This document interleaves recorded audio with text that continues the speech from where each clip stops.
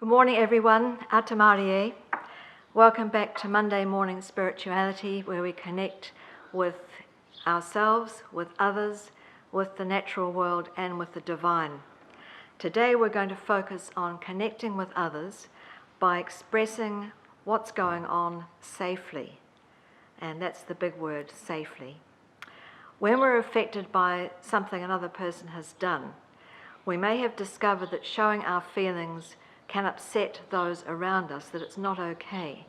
And we hear things like, oh, stop sniveling, or don't slam the door, or man up, or big boys don't cry. Just take a moment to think about any of those parental or societal messages which you've experienced, which have meant that you've modified how you might want to react. So in order to gain other people's approval, we lock our feelings away and pretend we're okay when we're not.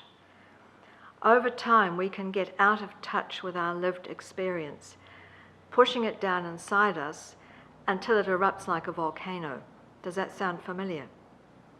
It might seem as if there's only two alternatives, passive or aggressive. In other words, shut up or blow up. But there is another way. We can learn how to express feelings and thoughts in a way that is authentic for us and doesn't threaten others. It's a three-step process. The first one is to describe the context or behavior objectively. I'll give you an example in a minute. The second thing is to use I language, owning your own thoughts and feelings, not using blame language like finger pointing or you're doing something. And the third thing is to let the other person know the effect on you of their behavior. So let's take an example. Say your teenager comes home after curfew and you've all agreed on that, and the person concerned, the teenager, agreed, but they're late home. Now, instead of blowing up or keeping quiet, you could approach it like this.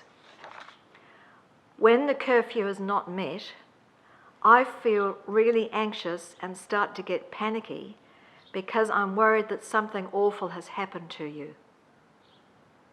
When I feel because.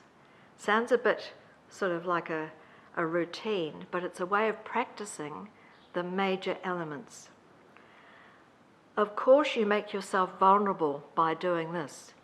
You're sharing your deepest self, your emotional reaction to someone else's behavior.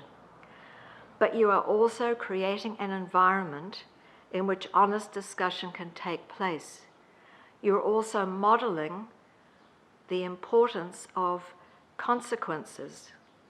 When people behave in a particular way, their behavior has consequences on others.